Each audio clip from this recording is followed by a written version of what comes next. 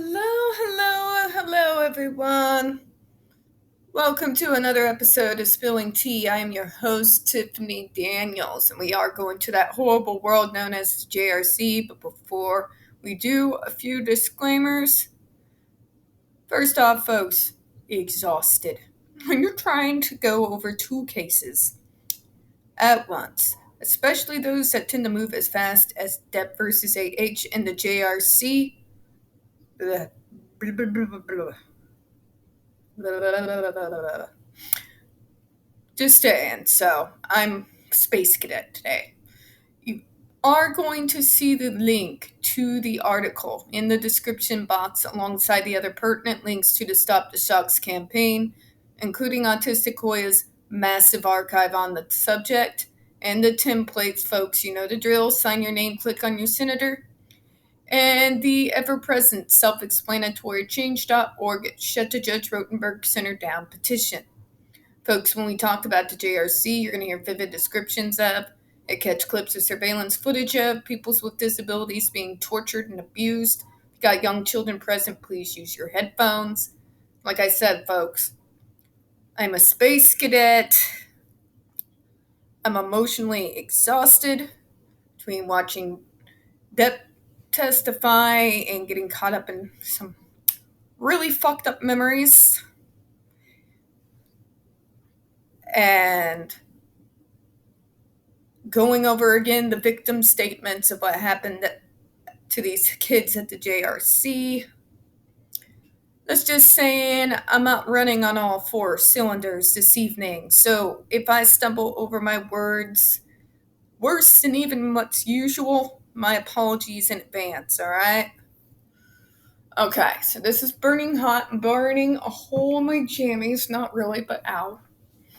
So I'm going to set that down and let's go to where we left off this morning.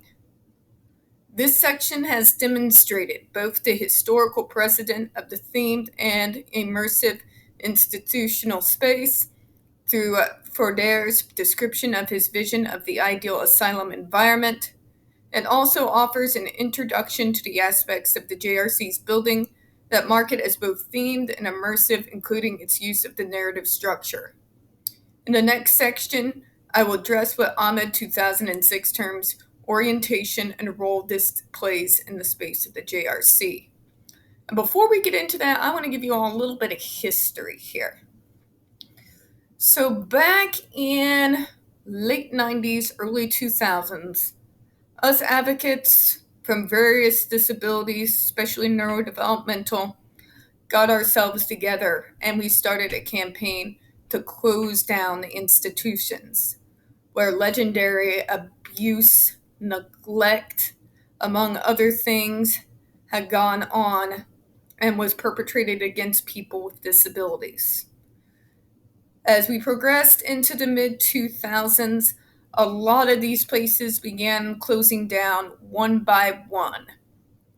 You had a lot of people complaining back then in the media, but where are these people supposed to go now?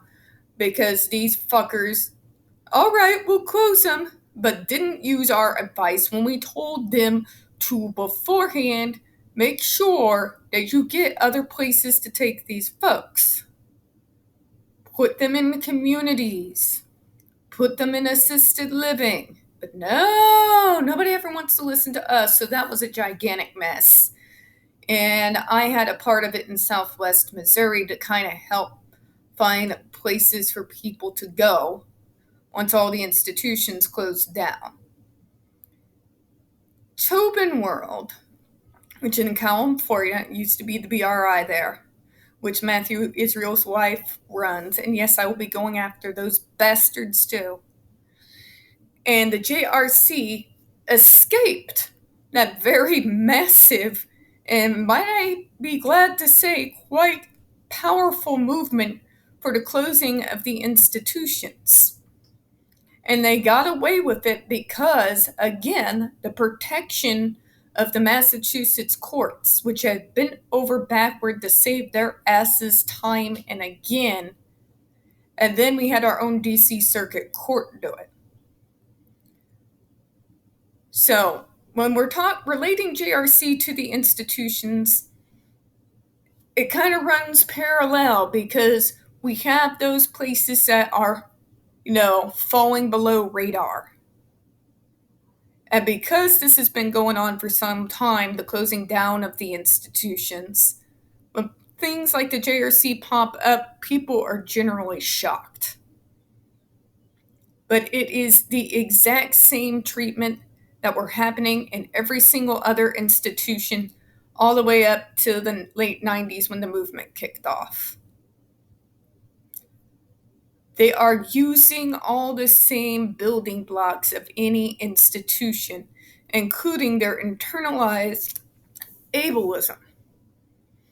But they're going to decorate it up and put a bow on it, the worst kabuki bow, bad acid trip, Mickey Mouse hell on the planet, to disguise it, to make you think it's not an institution in spite of the evil that goes on there.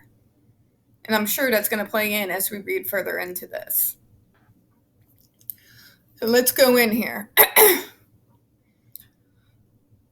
Becoming oriented in the Emerald City. Ahmed 2006 speaks of radicalized bodies, writes that bodies that do not extend the whiteness of spaces are stopped, which produces, we could say, disorienting effects. Sorry, folks. Allergies. I gotta go get a drink of water. Freaking dying here.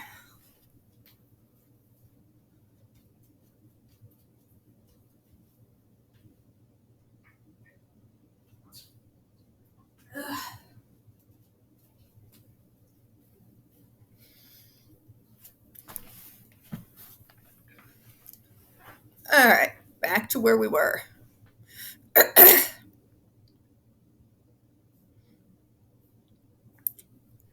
And I want you to think about this. Disorientation is an essential aspect of the space of the JRC. But prior to exploring disorientation in the depth below, I would like to gauge with Ahmed's concept of the radicalized body as being subject to being stopped, and how this is achieved through the process of reorientation. Again, there it is, folks. Stop. You gotta stop with your neurology. Good luck with that. Well, Ahmed 2006 here is speaking about racialized and queer bodies. We can extend this to the autistic neurodivergent body as well. I want you to hold that in your mind because conversion therapy for gay people and ABA, it's the same process. And it was all from the same guy. And now go ahead and tell me again, ABA, what was best for me as a child. I thought that.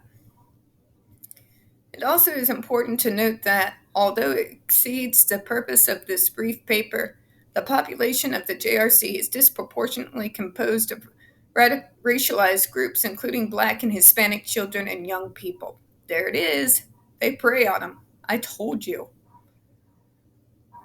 While the JRC is run currently by a white woman, many of the staff are members of racialized communities themselves.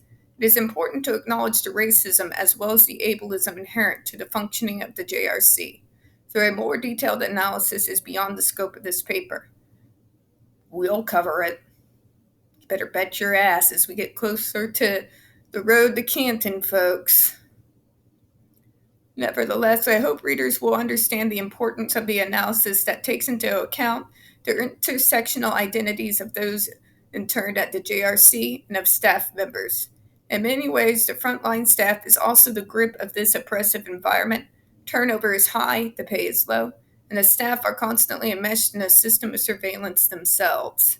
We've gone over that, remember how you can get reported for chewing a piece of gum? And how the staff members too have to earn points.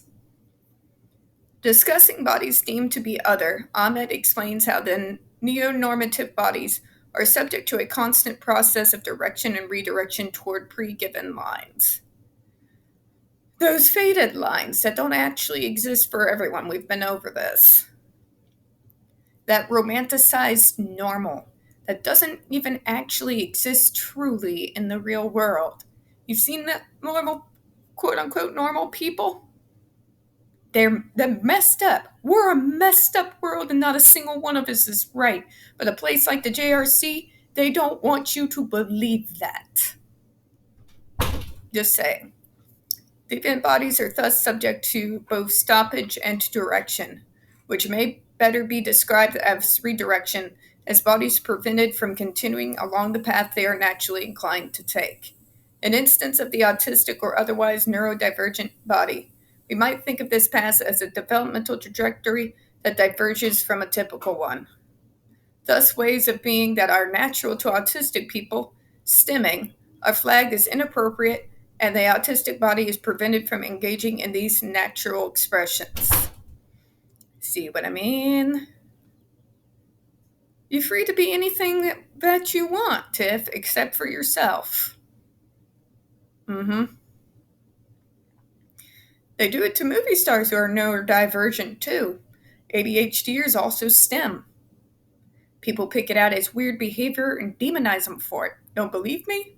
Watch the JD versus AH trial and watch Twitter. I've picked up on it time and again. Other people are starting to pick up on it too. But moving on, that's another subject.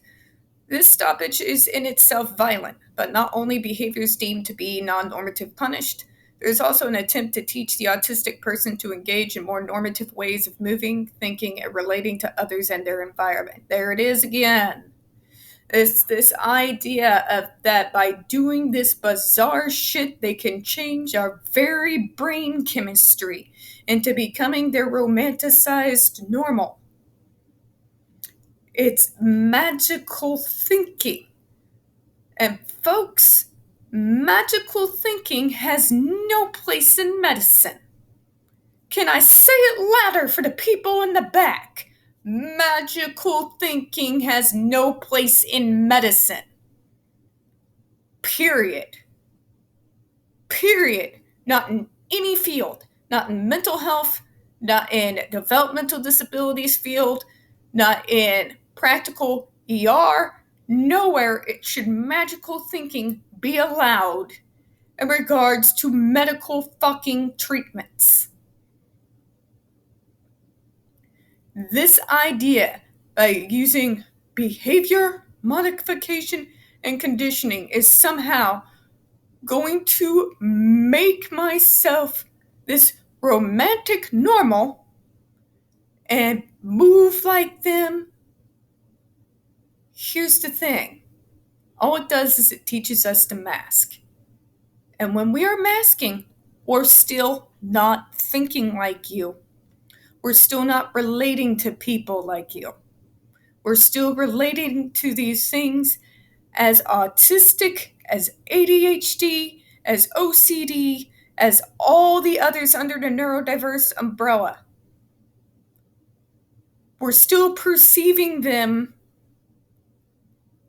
as, if you're ADHDer, you perceive through that lens. If you're autistic, you act with that. You see where I'm going here. This bizarre, magical thinking, which is somehow managed to inject itself into treatment with mental health as well as neurodevelopmental disabilities and autism and ADHD. It's nonsense. The only things these things are going to teach us to do, at best, is how to be a better faker. Be a better at pretending to be something that we're not.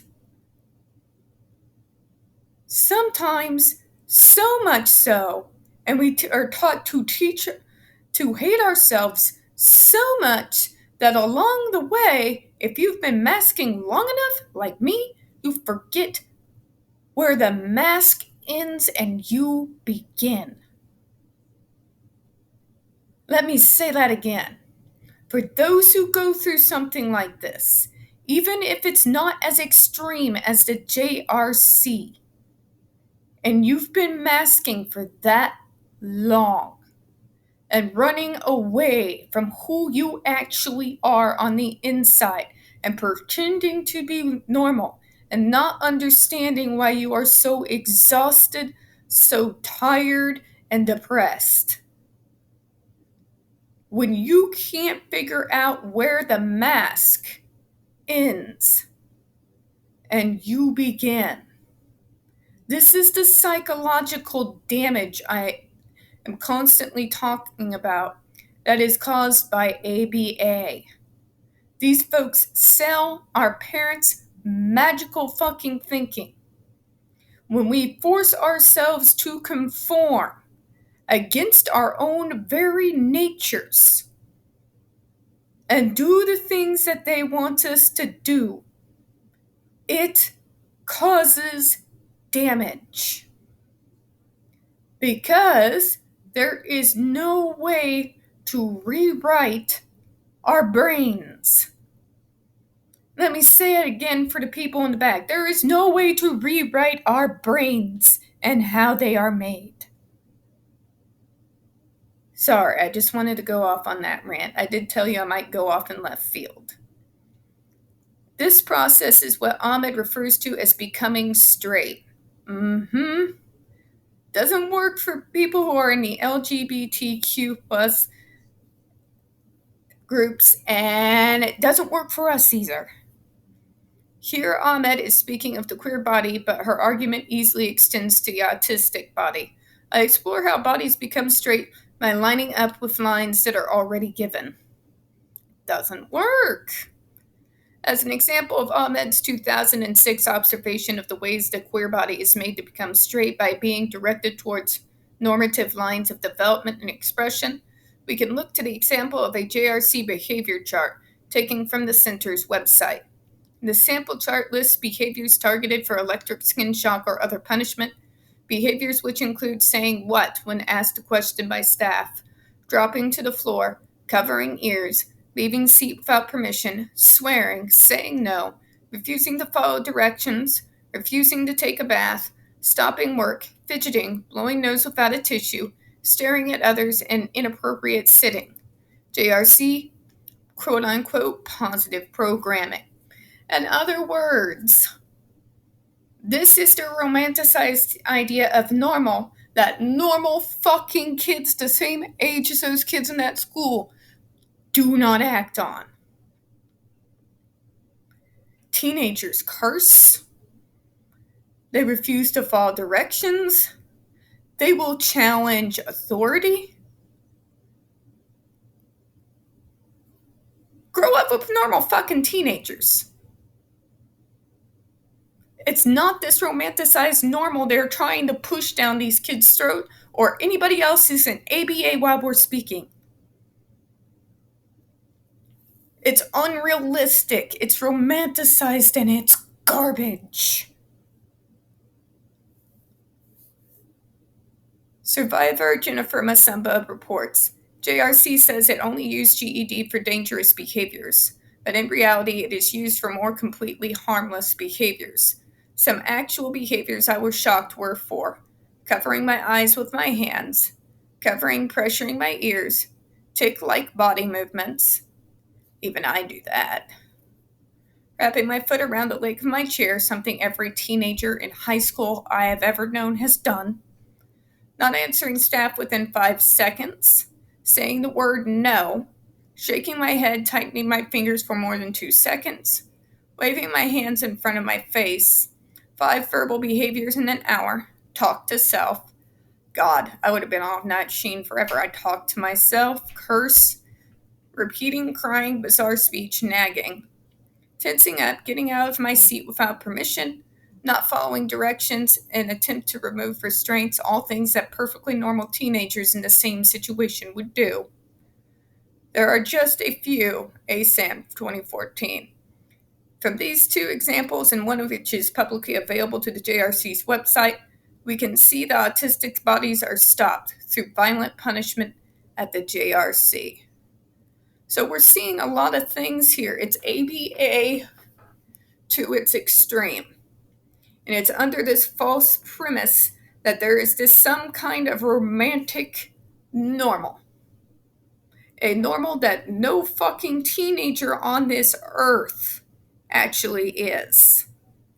And they're going to try to push you to it and force you to it and make you change how you think, how you do things, how you move, how you interact with the world and the environment around you. They literally think with this psycho treatment that they can make you change how you think about things in the world around you. You can't. You cannot change someone's neurology. It cannot be done. We are what we are. All we can do, all you're teaching us to do is to pretend to be someone we're not.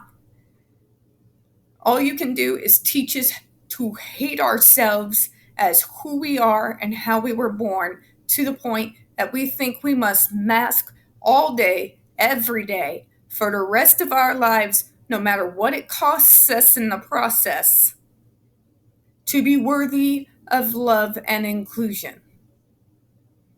Some of us do it so long, we don't understand our exhaustion, our tiredness. We lose who we actually are into the mask. We forget who we actually are. And I can tell you, folks, from experience, learning to rip that mask off and to find out who you actually are, removed from the persona that I had created in order to interact with the world, it was an extremely painful process. In some ways, I still have to do it every day. That is the price of ABA. That is the overall psychological cost of this magical thinking of trying to force disabled people into this romanticized idea of normal, which even the so-called normal people fail to meet. This is the failure of the types of treatments that have been given the gold standard. And on that note, folks, I'm going to close out this evening. We don't get very many views on this channel, especially on this subject. The few that we do tend to get removed from time to time. So please don't forget to hit that like button, hit subscribe, and don't forget to hit the comments. I do appreciate your time this evening. And as always, we here at Smelling Tea hope you have a good one. Bye-bye.